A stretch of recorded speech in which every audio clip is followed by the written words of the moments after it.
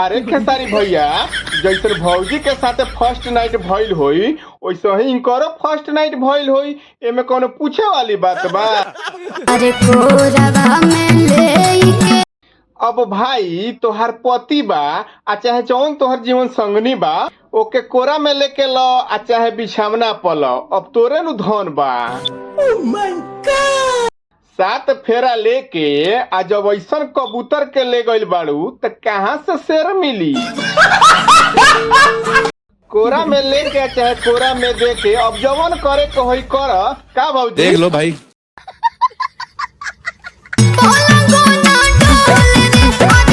अब तहार माई बाप ऐसा ढूंढले बा तो ओमे का करबू? अब पलंग ना डोलता ओमे कसूर तो ओकरे नु बा। तहरा माई बाप के खोजे के चाहिए हमरा कैमरा मैन जैसे कि एकदम पलंग तूर दे।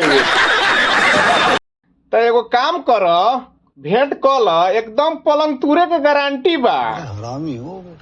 बाकी है गानवा सब कोई डीजे पर सुनता, एमे मत कह कि पलंग ना हिलता। तुमसे ना हो पाएगा।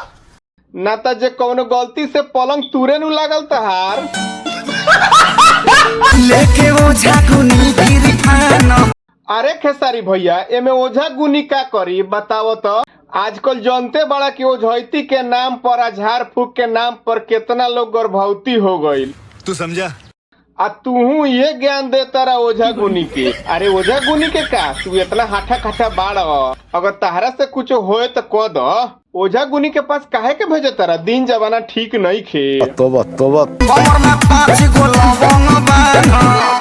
मूस मोटाइहन त लोरहा होइहन। अब बतावा त खेसारी भैया, 5 गो कमर में लवंग बांधला से हई एकर शरीर जवन बा उ मोटा के सिली हो जाई। तब तो दुनिया में इतना लोग बा जेकरा देह पर हेरा आज लेना चढ़ल बा, केतनो खर्चा क दे। बात तो सही है। चुमा ले ले बड़े बकलो ले रे। ना मन बा का भौजी चुमा देवे के ना मन होई, काहे कि अब तो देह पर रूहानी हईले नहीं खे। तो चुमा तो एकदम चपक के नु लेवे के चाहिए। तहरा तो मने न मानत होई एकरा से, तो कुछ ट्राई करके देखो न। हई ऑडियंस देखो, चुमा लेवेला तरसता लोग का भाई लोग।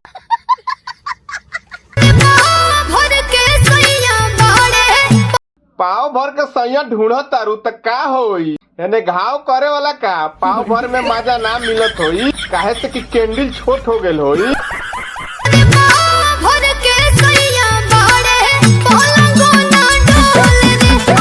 बताई तो लोगी नीचे कमेंट में जाके। मिलत तनी अगला वीडियो में, लेकिन जाए से पहले चैनल के सब्सक्राइब कर देम। ओके बाय बाय, टेक केयर।